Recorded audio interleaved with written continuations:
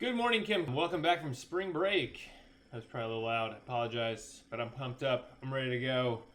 I'm recharged, and I know we're online, and that's not... Some of you love that, and some of you probably hate that, and that's okay. I prefer to see you face-to-face. I gotta be honest, I miss you guys. I really wish we were together right now. I appreciate the back-and-forth banter, and that's harder to do when we're not in the same room together. But I did have a good spring break. Took some pictures of some bluebirds and some aeroplanes from my backyard. And I pulled a tree out of the ground. The wind blew it down and we pushed it the rest of the way. And then I cut it up with a handsaw because I'm a man. And I lit it on fire because I'm a man. Okay? So I had a super eventful spring break, much better than, going to a beach. I mean, it's stupid. So I was, you might have noticed, I was sick at the end of before spring break, and I noticed I didn't put myself on camera. It was a little rough. I was trying to get you guys work, but I wasn't feeling great. So I was trying to, but I feel lots better now. I'm good. Yeah, so things are better. Just a couple, these are announcement type things. First, I am entering grades. They are being entered. I'm not putting in Z's if you don't turn them in because currently there are no deadlines. I am not saying this must be done this date. So I've had emails from people that are like, I didn't get to this, I apologize. I'm like, it's fine. Get it to me when you get it to me. Don't take that as, I never have to do this. I don't know what the evaluation at the end of the fourth quarter is going to look like. Okay, we have no idea. The administration doesn't even know. Just know your best bet right now is to stay on top of things, keep working through things. Okay, but if you need to stop, if you're sick, let me know that. And you can make it up in later time. That stuff is still available and open at any point in time. You can go back and look at it from before spring break. Third thing, I'm going to slow down a little. I want to make sure that I'm giving you the appropriate amount of stuff. And I know that you have other teachers, and it's just, there will be a little more pacing here that's a little slower. That's my goal. There's still going to be quizzes. There might be tests, which would just be longer Google form quizzes. But it's the same idea. We're kind of getting to the end of this section, so I might make a little longer evaluation, and there will be a grade for that. But don't freak out about that stuff. Everything's open note. You can go back and look at the videos. There's going to be a review packet with the key posted. You're going to have all the resources you need. You just need to make sure you're doing your due diligence to make sure that stuff's taken care of. And then the final thing is, I think I'm going to start doing Zoom office hours so that I'm just going to be in a Zoom meeting. I'm going to post the link, and then you can come ask a question real quick and be there 30 seconds and say, hey, I don't understand this. I can write it out and show you with a screen share, and then you can leave, okay? So just something like that to it'll help me get contact with people, but it also help me make sure you guys understand what's going on. It will not be a requirement, but it'd be a good way to get some questions answered. Okay? All right. With that being said, let's review where we've been before spring break. Before spring break, we started with gas laws. Okay? And we've kind of walked through gas laws. And if I was going to walk through everything we've done so far, and by the way, you can go watch the videos. The first thing we did is we talked about kinetic theory, okay? And kinetic theory has three components. Gases are moving, they're really small particles, mostly empty space, and we can measure the velocity and mass of those particles based on how fast they're moving, which is related to temperature, okay?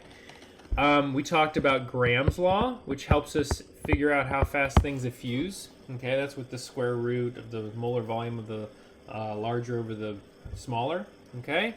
And we talked about Dalton's law, which is pressure. Okay. By the way, this is MM1, program M2, depending on which one's larger. And then Dalton's law is the total pressure is equal to P1 plus P2 plus the pressure of gas 3, and that could go on forever depending on how many gases are there. And then we got into the other gas laws. Boyle's law, Charles' law, relationships that show us that pressure and volume are indirectly related, and then temperature is directly related. And we can set that, and that's the combined gas law that we're showing here, but we can break them down into the other relationships as well. All of these equations will be available to you. You should have an equation sheet with those equations on them. Okay, I even posted one that is even more detailed than the one you have. Okay, to kind of walk you through everything. So that's kind of where. And then, oh wait, we did one more thing before spring break, which was molar volume, which says that 1 mole of any gas will equal 22.4 liters. Okay, and we also said that therefore the density of any gas is the molar mass over the molar volume. And guess what the molar volume is? 22.4. Okay? So if I said what's the density of hydrogen gas? Mass of hydrogen gas over the molar volume, 22.4. What's the density of oxygen gas? Molar mass of oxygen gas, O2, over the molar volume, 22.4. Okay, we could do that. I mean, I could go on forever. Okay, it doesn't matter as long as it's a gas. Okay, that's the volume of 1 mole. Okay, and that's kind of where we ended before spring break started. So let's talk about, honestly, this is the last equation of gas laws. And the rest of this week and maybe the very beginning of next week, we're just going to kind of wrap this section up, and we're going to start moving on to unit, what are we at, 12? Okay, I believe so. All right. So this last one's called the ideal gas law.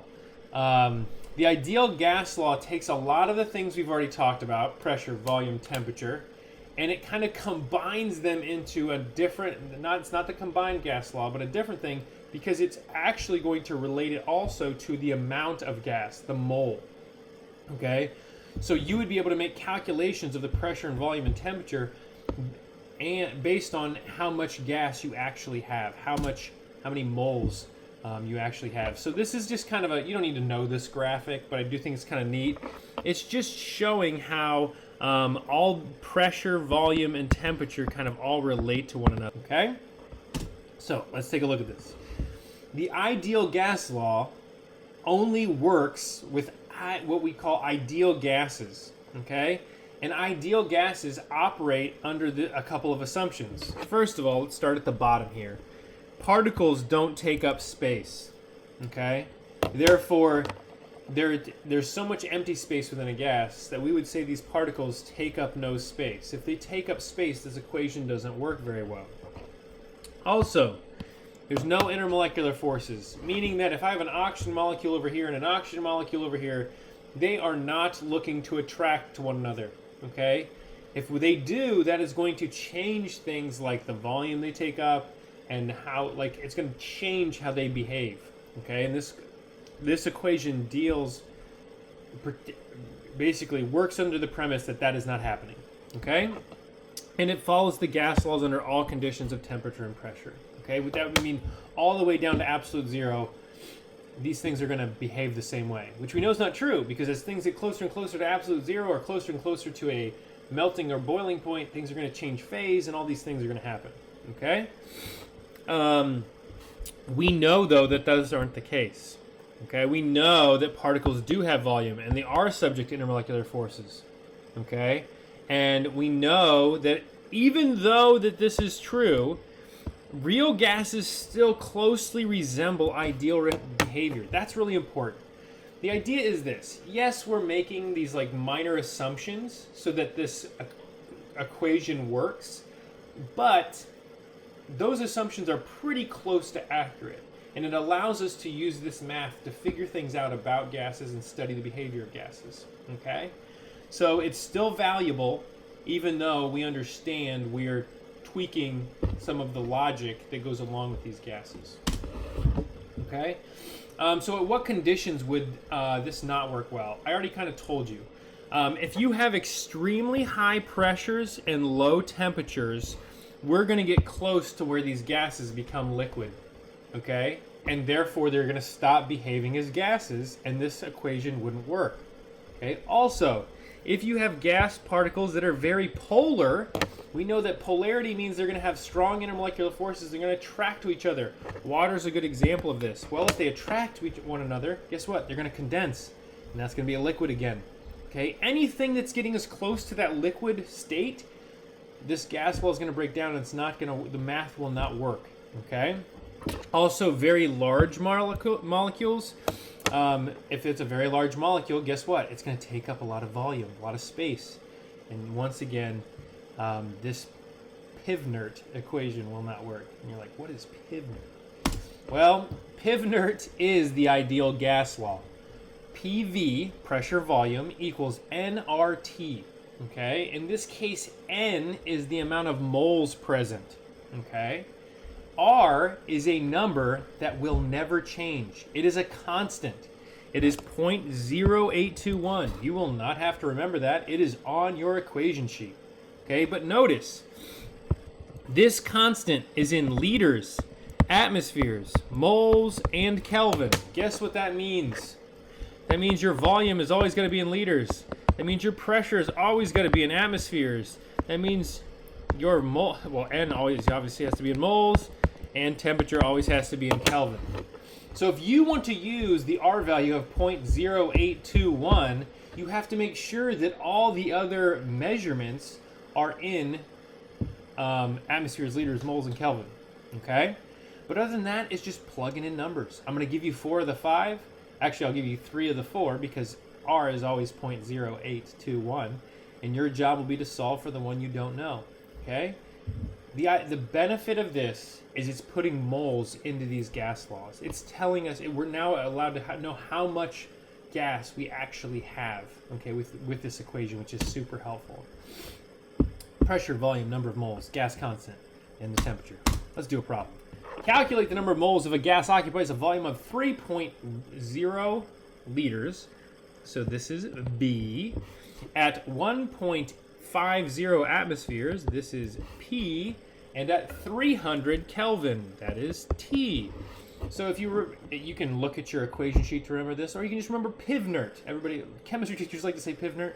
It's a sweet name. I think you should name your dog PIV-NERT if you're getting one. Probably get some extra credit for that. I think if you you got a name. I need a birth certificate with the PIV-NERT name on there. It doesn't have any vowels, so it makes it a little weird, but it sounds all right. Okay, so we got PIV.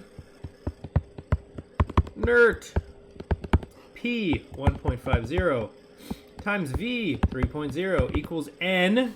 It says calculate the number of moles. That means I do not know that, times R times T, which is 300.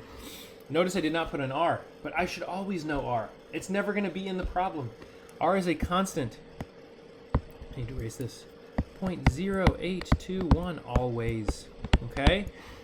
Most common mistake I see with this, okay, and you better believe if I give you a multiple choice quiz question, I'm going to do this to you because I want to make sure you know that R is supposed to be there. People calculate this problem and they forget to put R in there. They just put 1.5 times 3.0 equals N times 300, okay? And they forget the R value. You have to put the R value in there. Okay, so if we do this math here, it would look like this. We would solve for N. Okay. Now notice this is set up a little different. It's the same problem. Okay. All we've done is we've divided these to the other side so we can solve for N. Okay. We get 0.18 moles. So that's telling us how much gas we have of this specific substance. Notice it does not tell us what gas it is. It doesn't matter. All gases behave the same way. All right. Because we assume that particle is the same size, which does not have volume. Okay? Let's do another one. Determine the temperature, so we're looking for T, okay? Given the 2.49 moles, so PIV-NERT. The second you see moles in the problem, you know it's a PIV-NERT problem, okay? So we got 2.49 as our moles. We know already that R is 0.0821. We have a volume of 1.00 liters. Uh-oh, pressure is in torr. Problem. Remember, our R value requires atmospheres. We go back. Atmospheres. We can't leave that. Okay? What that means is we have to take 1 torr and we have to convert torr to ATM. And if you remember from before spring break, 1 atmosphere is the standard for pressure and 760 torr.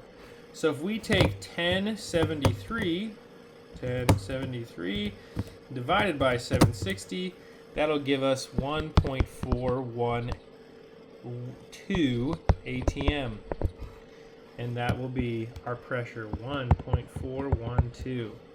And then we would solve by dividing this to the other side. 2.49 times 0.0821. This would cancel out. We get 2.49 times 0.0821. And we would do that math, and that would give us the temperature in Kelvin. Okay? It came out to 7 Kelvin. And guess what? We subtracted 273 to get back to Celsius.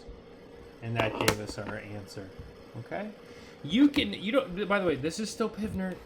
They just manipulated the variables to solve for temperature before they put the numbers in. Okay?